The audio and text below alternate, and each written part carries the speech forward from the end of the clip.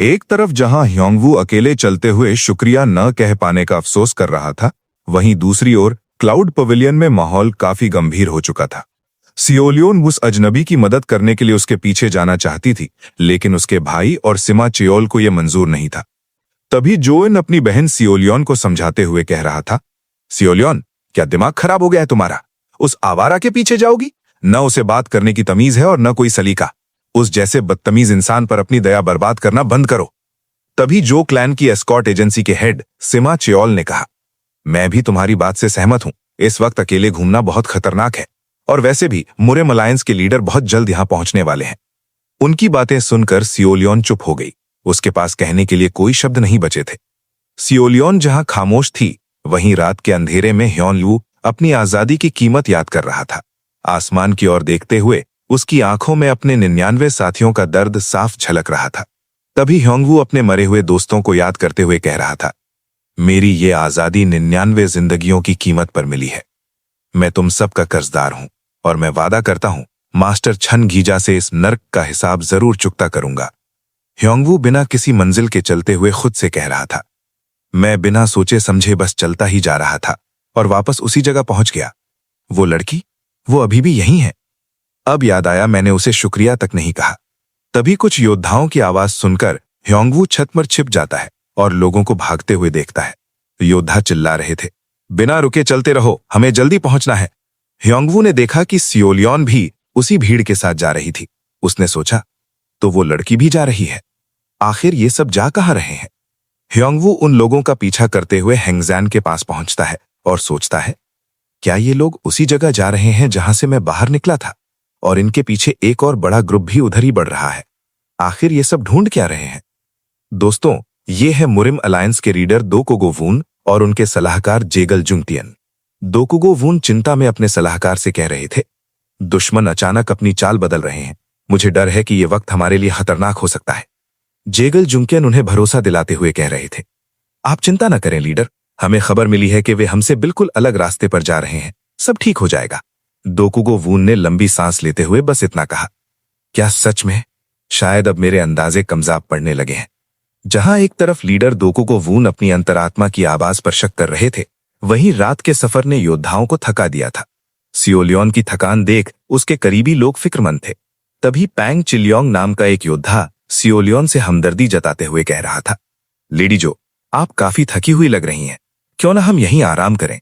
मैं लीडर से बात करता हूं। तभी जोइन बीच में दखल देते हुए कह रहा था, नहीं, इसकी कोई जरूरत नहीं है। मैं अपनी बहन का ख्याल रख सकता हूं। तुम बस हमें अपने हाल पर छोड़ दो। तभी अचानक अंधेरे से कुछ भयानक योद्धा बाहर निकलते हैं और उनका लीडर दरिंदगी भरी मुस्कान से कहता है, तो आखिरकार तुम लोग मिल ही गए। मुरेम अलायंस के चूहो, तुम छिपने में वाकई बहुत माहिर हो। दुश्मनों को सामने देख लीडर दोकुगो वून अपनी तलवार निकालते हुए गरज कर बोले, सब तैयार हो जाओ, हमला होने वाला है।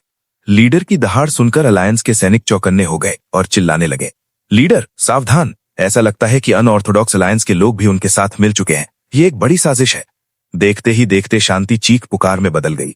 दुश्मन सेना ने इतनी बेरहमी से हमला किया कि मुरेम अलायंस के योद्धा संभल ही नहीं पाए। चारों ओर बस खून और तबाही का मंजर था। तभी अलायंस लीडर दोकुगो वून और दुश्मन लीडर के बीच तलवारें टकरा रही थीं और दोकुगो वून चिल्लाकर बोले, मास्टर छन गीजा ने जो गुप्त हथियार छोड़ा है उस पर सिर्फ हमारा हक है। वो हथियार हमें ही मिलेगा। तभी पास ही छिपकर सब देख रहे ह्योंगवू के कानों में जब मास्टर का नाम पड़ा तो वो गुस्से से कांप उठा।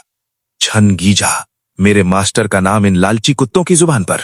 गुस्से में पागल ह्योंगवू ने एक पल भी बर्बाद नहीं किया। उसने अपनी तलवार से पास ही मौजूद एक विशाल पत्थर पर जोरदार प्रहार किया और उसे हवा में उछाल दिया। फिर हवा में ही उस पत्थर पर ऐसी बिजली जैसी चोट की कि वो हजारों टुकड़ों में टूटकर दुश्मनों पर बरस पड़ा। पत्थरों की उस बारिश ने दुश्मन सेना और उनके लीडर को लहूलुहान कर दिया। सियोलियोन, उसका भाई जोएन और खुद लीडर दोकुगो वून सब अपनी आंखें फाड़े उस अजनबी की ओर देख रहे थे। वो गुस्सा, वो ताकत, कोई इंसान इतना खौफनाक कैसे हो सकता है? पत्थरों की उस बारिश ने सबको सुन्न कर दिया था। मुरेम अलायंस के लीडर दोकुगो वून, जो खुद को बहुत शक्तिशाली समझते थे, आज खौफ से कांप रहे थे। तभी दोकुगो वून मन ही मन बुरी तरह डरते हुए सोच रहे थे, ये अजनबी आखिर आया कहां से है? इसकी मौजूदगी का एहसास तो मुझे भी नहीं हुआ। ये कोई मामूली योद्धा नहीं बल्कि साक्षात यमराज लग रहा है। ह्योंगवू अपनी लाल आंखों से सीधे लीडर की ओर देखते हुए गरज कर बोला, कहाँ है छनगीजा? बताओ वो बूढ़ा कहाँ छिपा है? तभी अलायंस के सलाहकार जेगल जुंगतियन डर के मारे कांपते हुए हाथ जोड़कर बोले, मदद के लिए शुक्रिया, लेकिन आप उन्हें यहाँ क्यों ढूंढ रहे हैं? मास्टर छनगीजा तो 10 साल पहले ही मर चुके हैं। ये शब्द सुनते ही ह्योंगवू के चेहरे का गुस्सा एक सन्नाटे में बदल गया। उसकी आंखें पथरासी गईं और वो गहरी सोच में डूब गया। तो दोस्तों, इसी के साथ द डीमन गॉड का दूसरा चैप्टर यहीं खत्म होता है।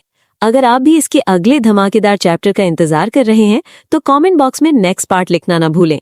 और हाँ, अगर आपको ये कहानी पसंद आ रही है तो वीडियो को लाइक करें और चैनल को सब्सक्राइब करके हमारे इस सफर का हिस्सा बने। मिलते हैं बहुत जल्द चैप्टर 3 के साथ। तब तक के लिए अपना ख्याल रखें।